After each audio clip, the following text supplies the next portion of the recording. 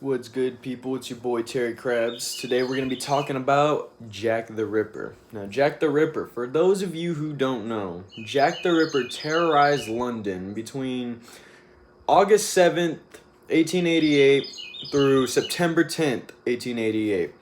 And basically, what this guy did is he killed a total of 5 prostitutes, but he didn't just kill them, he mutilated them. In fact, he mutilated them in such specific and unusual ways that the police suggested that he knew quite a bit about human anatomy.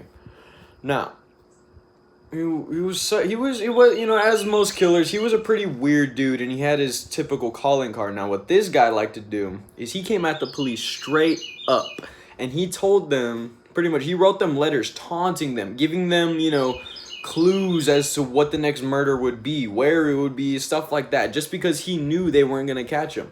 Keep in mind, this guy's never been caught. For 120 years, this has been an unsolved murder. Now, despite all everything that happened during that time, there was a lot of prostitution, a lot of disease, and a lot of political drama as well. During all that, since then, over 100 suspects have been named or brought to the table as, a potential Jack the Ripper. But no one's been caught.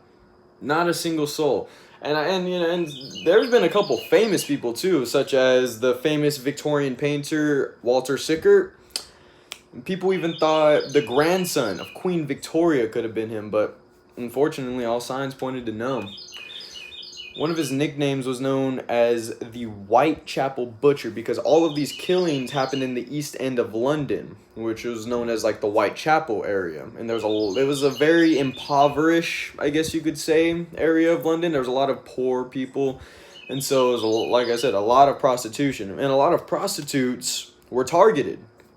There was actually a prostitute, I believe her name was Emma something, and she got beat almost to death by beat and raped by 4 different dudes, and she ended up dying from some disease. I can't remember the name of it right now.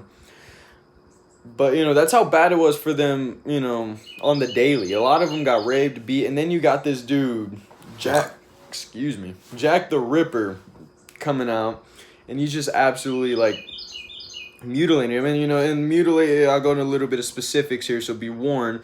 He would take out organs that are important, but enough to keep them alive for a little bit. He would take out their livers, some of their organs, like their intestines. He would just take out little bits and pieces of their organs out of them until he finally just killed them.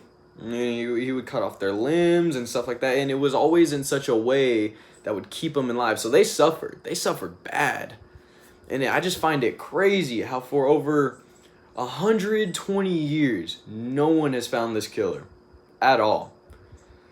And it's so crazy because, he killed 5 women, and all of a sudden, September 10th was the last one, was the last killing that they found. All of a sudden, it just stopped. No one ever heard anything, and the people of London were livid. They wanted answers, and of course, they couldn't provide any answers. To this day, they are searching and searching and searching. Over 100 people for the past 120 years have been, suspected as for the Jack the Ripper crime. And actually, I'm reading right here that a British detective, Trevor Marriott, who had been investigating the Jack the Ripper cases since about 2011. He actually made headlines when he was denied access to uncensored documents surrounding the case. Now, the reason is because they included information about police informants, and so by handing that over, they would basically give up. It could impede, is what it says, impede on the possibility of future testimony by modern day informants. I don't know why I said that so weird.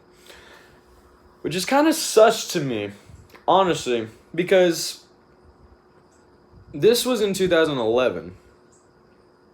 And they're saying that they can't hand over informants that were from a century ago because it could impede testimony for future informants, but I don't get how that works. You know, I feel like there's always something with these unsolved murders. You know, I always feel like there's something that's not quite being said, and me, I'm being the big conspiracy nut that I am, I can't help but think that maybe the British government was trying to hide something. Who knows? Because, like I said, you know, it's never been solved, and usually the crimes that haven't been solved have some kind of link with the government. And honestly, come at me, government, I dare you. No, but on all seriousness, though, but it is a very strange, and if you want to learn more, my source right here, so I don't get copyrighted, I'm on the History Channel's website, www.history.com. It's basically where I looked it up, and you can find pretty much everything that I said as like that I was paraphrasing in detail. But I mean, really all there is to know about it is he mutilated 5 prostitutes and was never caught. And it's just really, what the hell? Hold up.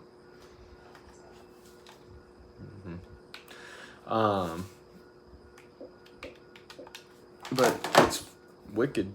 It's wicked crazy what the amount of pain that these women were put in. And the amount that he got away with, honestly. And I wonder if anyone will ever find anything that's going to catch him. But for now, hit that subscribe button. Give me a good old thumbs up. I know this wasn't the most perfect video. It's only my second one. I've been trying to figure out some new content. You know, I might go explore some abandoned places. I'm figuring out how to do some gaming content at the moment. I think I've quite figured it out. So you might see some gaming content here soon. But let's see, I'll talk about skinwalkers in my next video if we can get myself up to, let's say, 25 subscribers. 25 sounds like a pretty good deal, right? For skinwalkers, I know a lot about skinwalkers. I love SCPs. So yeah, let me know in the comments below what you thought about this video, any critiques you have on my performance. I know it's not the greatest. I'm a little awkward. I'm very new to this, so you'll have to forgive me and bear with me. I'm gonna pick it up as I go. So, this is your boy Terry Krabs, out.